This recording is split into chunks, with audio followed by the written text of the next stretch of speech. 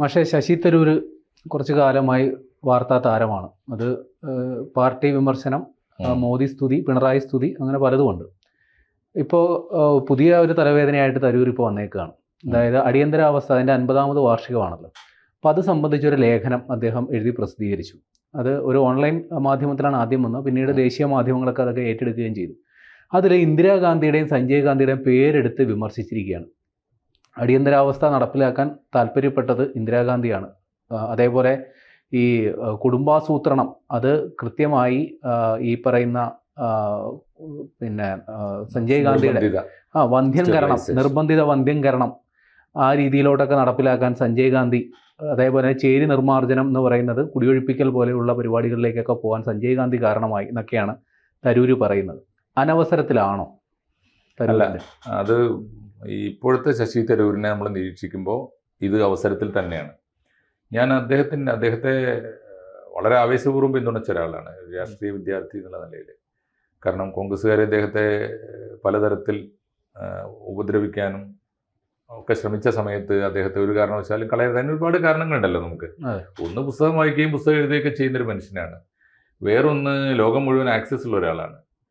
Barack ഒബാമയെ നേരിട്ട് phone ചെയ്തിരുന്ന ഒരേ ഒരു ഇന്ത്യക്കാരനാണ്. അങ്ങനെയൊക്കെയുള്ള കണക്ഷൻസ് ഉണ്ട്. വേണമെങ്കിൽ നമുക്ക് കേരളത്തിന് ഒരു പ്രൈം മിനിസ്റ്റീരിയൽ കാൻഡിഡേറ്റിനെ ആയിട്ട് പോലും വേണമെങ്കിൽ ഒരു കാലത്ത് കോൺഗ്രസ് മനസ്സ് വെച്ചാൽ സാധിക്കുമായിരുന്നു എന്നൊക്കെ പറഞ്ഞൊരാളാണ്. ഞാൻ എഴുതിയിട്ടുണ്ട്, ഞാൻ പറഞ്ഞിട്ടുണ്ട്. അപ്പോൾ ഇപ്പോൾ പറയുന്നത് ശരിയാണ്. അദ്ദേഹത്തെ ഒരു മുഖ്യമന്ത്രി, ഇപ്പോൾ ഈ ഗ്രൂപ്പ് വഴക്കിനിടയിൽ ഒരു മുഖ്യമന്ത്രി സ്ഥാനാർത്ഥിയായിട്ട് ഒരു പൊതുസമ്മതി കിട്ടുമായിരുന്നു അദ്ദേഹത്തിന്. പക്ഷേ അടുത്ത കാലത്ത് അദ്ദേഹം ആ ലക്ഷ്യം വെച്ച് ആംബീഷ്യസ് ആകുമ്പോഴാണ് പ്രശ്നം. ഞാൻ വിചാരിച്ചിരുന്നത് അദ്ദേഹത്തെ പോലെ ഒരു ജീനിയസിനെ ഉൾക്കൊള്ളാൻ ഇന്ത്യയിൽ ഒരേ ഒരു പാർട്ടിക്കേ കഴിയുള്ളൂ, അത് കോൺഗ്രസിനാണ്. അതെ. അപ്പോൾ അത് വന്നത് കറക്റ്റ്, അദ്ദേഹം സ്പേസ് കറക്റ്റാണ്, അദ്ദേഹം വന്ന് പ്ലേസ് ചെയ്ത് ശരിയാന്നൊക്കെ വിചാരിച്ചിരുന്നു. പക്ഷേ അദ്ദേഹത്തിന് എനിക്ക് തോന്നുന്നു കാര്യങ്ങൾ ബോധ്യപ്പെട്ട് തുടങ്ങിയിട്ടുണ്ട്. അദ്ദേഹത്തിന് ആകാവുന്നത്, കോൺഗ്രസിൽ നിന്ന് ആകാവുന്നതൊക്കെ അദ്ദേഹം നേടിക്കഴിഞ്ഞിട്ടുണ്ട്. ഹിന്ദുവിലെ ആർട്ടിക്കിൾ ഞാൻ കണ്ടിരുന്നു, സൂക്ഷ്മമായിട്ട് ഞാനത് വായിച്ചു നോക്കി. അപ്പോൾ അദ്ദേഹം ഹിന്ദുവിലെ ആർട്ടിക്കിൾ വളരെ മനോഹരമായിട്ടാണ് അദ്ദേഹത്തിന് അദ്ദേഹം ഈ കേന്ദ്ര ഗവൺമെൻറ് തയ്യാറാക്കുന്ന ഡെലിഗേഷനിൽ അദ്ദേഹത്തിൻ്റെ പേര് സ്വമേധയാ ഗവൺമെൻറ് എഴുതി ചേർക്കുകയാണ്. അതെ, സ്വാഭാവികമായിട്ടും അത് അദ്ദേഹത്തിൻ്റെ പാർട്ടിയോട് ചോദിക്കണം. അദ്ദേഹത്തിന് അറിയാം പാർട്ടി പൊളിറ്റിക്സ് അങ്ങനെയാണെന്നും അറിയാഞ്ഞിട്ടല്ല. മമതാ ബാനർജിയോട് ഇതേ പഠിക്കേണ്ട ഒരു കേസാണ്. മമതാ ബാനർജി യൂസുഫ് പത്താൻ്റെ പേരാണ് സെൻട്രൽ ഗവൺമെൻറ് ഉൾപ്പെടുത്തിയത്. അത് ഒന്നുകിൽ മുസ്ലിം പേരായതുകൊണ്ടാവാം, അല്ലെങ്കിൽ ഓൾ ഓവർ ഒരു ക്രിക്കറ്റർ ആയതുകൊണ്ടാവാം. അപ്പോൾ അയാളുടെ പേര് ഉപയോഗിക്കാന്നൊക്കെ വെച്ചിട്ടാവും. മമതാ ബാനർജി ആ ലിസ്റ്റ് കണ്ടപ്പോൾ വെട്ടിക്കളഞ്ഞിട്ട് മറുപടി അയച്ചു, ഞങ്ങളുടെ പാർട്ടിയിൽ നിന്ന് ഈ ഡെലിഗേഷനിൽ പങ്കെടുക്കുന്നതിൽ ഞങ്ങൾക്ക് സന്തോഷമേ ഉള്ളൂ, പക്ഷെ ആര് എന്ന് നിങ്ങൾ തീരുമാനിക്കാൻ പാടില്ല. വെട്ടിയിട്ട് അഭിഷേക് ബാനർജിയുടെ പേരെഴുതി തിരിച്ചയച്ചു. നിവൃത്തിയില്ല. അങ്ങനെ ഒരു പാർട്ടി ചെയ്യേണ്ടതാണ്. പക്ഷേ ശശി തരൂരിൻ്റെ കാര്യത്തിൽ കോൺഗ്രസ് ഇപ്പോഴും ദുർബലമാണ്. ശശി തരൂരിനെ അവരായിട്ടൊരു ചെറിയ വാക്കുകൊണ്ട് പോലും പ്രകോപിപ്പിച്ച് പറഞ്ഞയക്കേണ്ട കോൺഗ്രസിന് ഇതറിയാം. ശശി തരൂർ പക്ഷേ ആ ഡെലിഗേഷനിൽ പോയി, ഒന്നല്ല പലതവണ പോയി, അതിനുശേഷവും പോയി. കേന്ദ്ര ഗവൺമെൻറ് ഡെലിഗേഷൻ ലോകം മുഴുവൻ കാണാൻ, ഇപ്പോൾ നരേന്ദ്രമോദിക്ക് പോലും കാണാത്ത രാജ്യങ്ങൾ കാണാൻ താല്പര്യം ഉണ്ടാവുമെന്ന് വിചാരിക്കാം. അതൊട്ടും ഉണ്ടാവാത്ത ഇന്ത്യൻ പൊളിറ്റീഷ്യനാണ് ശശി തരൂർ. അദ്ദേഹം പോവാത്ത രാജ്യങ്ങൾ ഒന്നുമില്ല എന്ന് എനിക്ക് തോന്നുന്നു. ഞാൻ അദ്ദേഹത്തിൻ്റെ അതുമായിട്ട് ബന്ധപ്പെട്ട ആർട്ടിക്കിൾസൊക്കെ കണ്ടിട്ടുണ്ട്. അപ്പോൾ ഒന്ന്.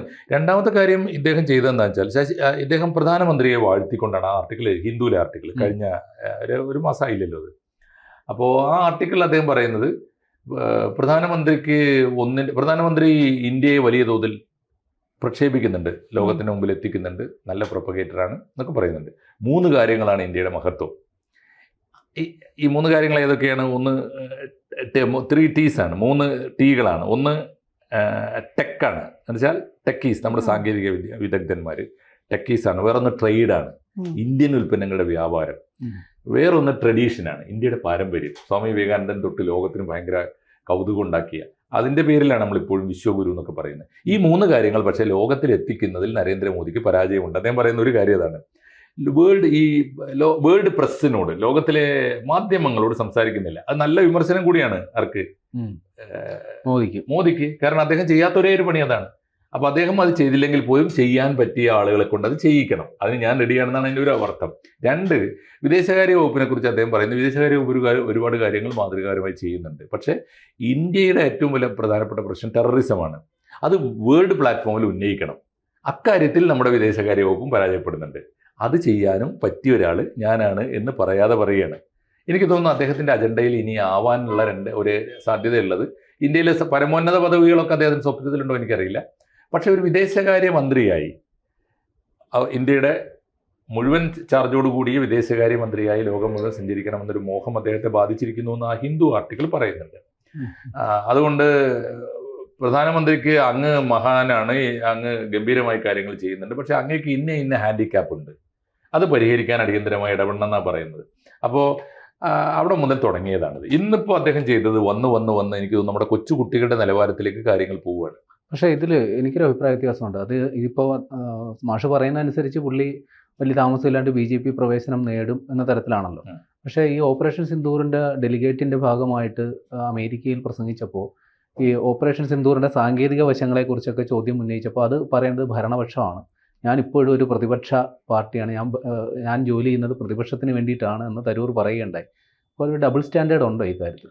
ഇല്ല, എനിക്ക് തോന്നുന്നു അദ്ദേഹം ഒറ്റയടിക്ക് എടുത്ത് ചാടണ്ട എന്ന് വെച്ചിട്ടേ ഉണ്ടാവുള്ളൂ. കാരണം ഓരോ ദിവസവും ആ പുരോഗതി കാണിക്കുന്നുണ്ട്. വന്ന് ഇപ്പോൾ ലേറ്റസ്റ്റ് എന്താ ആലോചിച്ച് നോക്കൂ.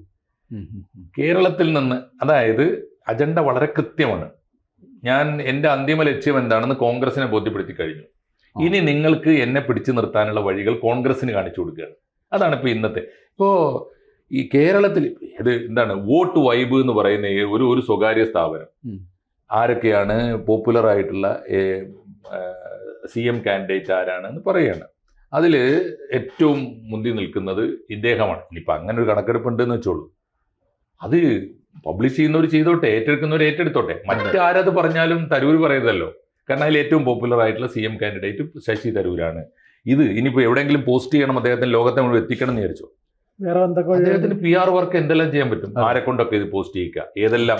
ശശി തരൂര് ഒന്ന് വിളിച്ചു പറഞ്ഞാൽ ഫോൺ കോൾ കൊണ്ട് എല്ലാ പത്രങ്ങളിൽ, ദേശീയ പത്രങ്ങൾ വരുത്തിക്കൂടെ? എനിക്ക് തോന്നുന്നു വന്ന് അദ്ദേഹത്തിന്റെ സ്ട്രാറ്റജി റിജിഡായി വരികയും കോൺഗ്രസിന് അവസാനത്തെ താക്കീതാണിത് എന്ന് ഞാൻ മനസ്സിലാക്കുന്നു. അവസാനം താക്കീതാണ്, നിങ്ങൾക്ക് വേണമെങ്കിൽ ഇനി എന്നെ നിർത്താൻ ഒരു വഴിയുള്ളൂ. UDF അധികാരത്തിൽ വരുമെന്ന സൂചനയുള്ള ഈ തെരഞ്ഞെടുപ്പിൽ ശശി തരൂരായിരിക്കും ഞങ്ങളുടെ CM കാൻഡിഡേറ്റ് എന്ന് കോൺഗ്രസ് പ്രഖ്യാപിച്ചാൽ ഞാൻ നിങ്ങളുടെ കൂടെ നിൽക്കാം, ഇല്ലെങ്കിൽ എനിക്ക് ഒരുപാട് വാതിലുകൾ തുറന്നു കിടക്കുന്നു എന്നാണ് ഒരു വിലപേശൽ തന്ത്രം. കറക്റ്റ് വിലപേശൽ. അല്ല, ഒരു വിശ്വപൗരൻ എന്നുള്ള ഒരു പ്രതീതിയുള്ള തരൂര് ഒരു കേരളം പോലുള്ള ഒരു ചെറിയ സ്ഥലത്ത് ഒരു മുഖ്യമന്ത്രി കസേര മാത്രം അതിൽ ഒതുങ്ങി കൂടുമോ? അല്ല, മുഖ്യമന്ത്രി പദവി, കേരള മുഖ്യമന്ത്രി പദവി ഏത് വിശ്വപൗരനും അപാരമായ ഗ്ലാമറുള്ള പദവിയാണ്. ഇന്ത്യയിലെ ഏത് രാഷ്ട്രീയക്കാരനും ആഗ്രഹിക്കുന്ന പദവിയാണ്. ഏത് രാഷ്ട്രീയക്കാരനും. ഗുലാം നബി ആസാദ് ഒരിക്കൽ വന്നപ്പോൾ ഞാൻ കണ്ട് സംസാരിച്ചു ഇൻ്റർവ്യൂ ആയിട്ട്. അപ്പോൾ അദ്ദേഹം പറഞ്ഞു, അദ്ദേഹത്തിൻ്റെ മനസ്സിൽ അദ്ദേഹം പറയുന്നത് അന്ന് കരുണാകരൻ ഉഗ്രപ്രഭാവത്തോടെ നിൽക്കുന്ന കാലത്ത് അദ്ദേഹം പറഞ്ഞു, ഇന്ത്യയിലെ മുഴുവൻ സംസ്ഥാനങ്ങളാണ് കോൺഗ്രസ് ഭരിക്കുന്ന കാലം, അന്നും കരുണാകരനാണത്രേ. അതായത് സീനിയോറിറ്റി കൊണ്ട് മാത്രമല്ല, കേരള മുഖ്യമന്ത്രി എന്നുള്ളൊരു പദവി അത് എല്ലാവർക്കും വലിയ ആഗ്രഹമുള്ള പദവിയാണ്. അത് അത്ര മോശമല്ല. പിന്നെ ഈ ലോകത്തിൽ എവിടെ പോകാനും അദ്ദേഹത്തിന് കേന്ദ്ര വിദേശകാര്യമന്ത്രി എന്ന് പറയുന്നതിനേക്കാൾ വലിയ പദവി തന്നെയാണ് കേരള മുഖ്യമന്ത്രി. അദ്ദേഹം അത് കാണുന്നുണ്ടാവും, സ്വപ്നം കാണുന്നുണ്ടാവും. അതിനൊന്നും ഇപ്പോൾ മുടക്കില്ലല്ലോ. വിലപേശലാണ് ഇത് എന്ന് വേണം നമുക്ക് പറയാൻ. പക്ഷേ ഇനി എങ്ങോട്ട് കോൺഗ്രസ് അതിനോട് എങ്ങനെ പ്രതികരിക്കും? കോൺഗ്രസ് പക്ഷേ കോൺഗ്രസിന്റെ തന്ത്രമായിരിക്കും അത് പ്രതികരിക്കേണ്ട ഇപ്പൊ തൽക്കാലം. അതാണ് കോൺഗ്രസ് ആ തന്ത്രം കറക്റ്റാണ്. കോൺഗ്രസ് ആ തന്ത്രം കറക്റ്റ്. അല്ല, അത് കെ മുരളീധരൻ ഇപ്പൊ പരസ്യമായിട്ട് പറഞ്ഞിട്ടുണ്ട്. ഈ അതായത് അടിയന്തരാവസ്ഥയെ കുറിച്ചാണല്ലോ ഇപ്പൊ അത് ഇവിടെ ചർച്ച ചെയ്യേണ്ട കാര്യമില്ല എന്ന തരത്തിലാണ്. കാര്യം അതിപ്പോ പ്രസക്തമല്ല എന്ന് പറഞ്ഞാൽ അതങ്ങ് ഒഴിവാക്കി വിടുകയാണ് ചെയ്യുന്നത്. അല്ല, ഈ സമയത്ത് രണ്ട് അപകടമാണ്. ഒന്ന്, ഈ ഒരു ഭാഗത്ത് അത് അവസാനം ഭീകരമായ അടിയല്ലേ അത്. കോൺഗ്രസിനെ വിമർശിക്കാൻ പറ്റിയ ഏറ്റവും നല്ല അവസരം. കോൺഗ്രസിന്റെ ചരിത്രത്തിൽ എക്കാലത്തെ ഏറ്റവും വലിയ കളങ്കമായിട്ട് അവർ തന്നെ ഓർക്കാൻ ആഗ്രഹിക്കാത്ത അധ്യായമാണ് അടിയന്തരാവസ്ഥ. അത് ശശി തരൂർ എന്നെ ഓർപ്പിക്കുക. ഞാൻ അടിക്കാൻ റെഡിയാണ്, സൂക്ഷിച്ചിരുന്നോ എന്നാണ് അതിൻ്റെ അർത്ഥം. എന്നിട്ട് ഇനി എന്നെ പിടിച്ചു നിർത്തണോ? ഇതേ വഴിയുള്ളൂ.